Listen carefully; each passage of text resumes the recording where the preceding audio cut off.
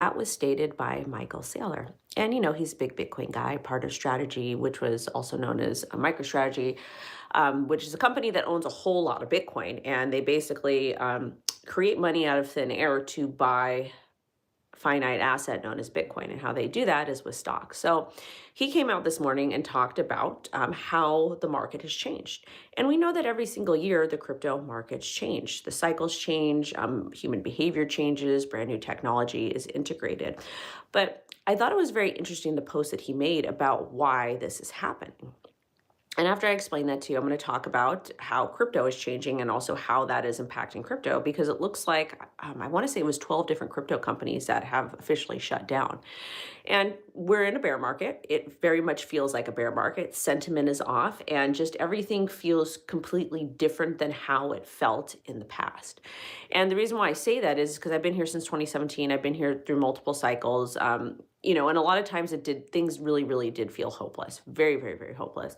I probably the scariest time for me personally was back in 2018, 2019, when Bitcoin broke down below that $10,000 support, hit $7,000 support, and then broke down below $5,000 support. And that was where the miners were profitable at that time. So it was scary to see. And a lot of people are like, hey, if we break down below $5,000, it really can be over. Because again, Bitcoin utilizes a public network, open source network, Bitcoin miners from all over the place.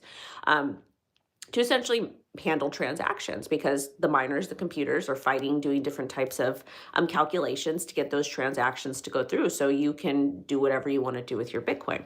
And it was a scary time. It was a very different time. And then we had, that cycle was fueled by ICOs, which was a lot of vaporware.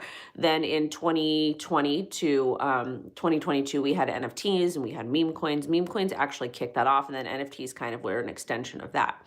And this cycle feels very different because it's so institutional. Like we have banks that are really just kind of absorbing everything, traditional finance, really.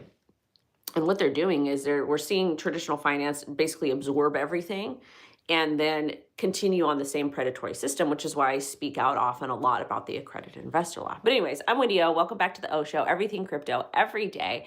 Like, comment, subscribe, and of course, set alerts.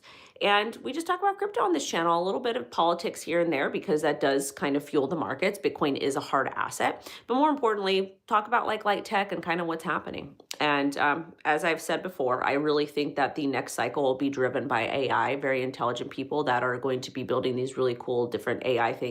And they're going to come up with different types of tokens or just with various microtransactions. So that's my opinion. But anyways, make sure to share this and whatnot. I know I'm streaming a little bit early, but I've got to do it. So the post that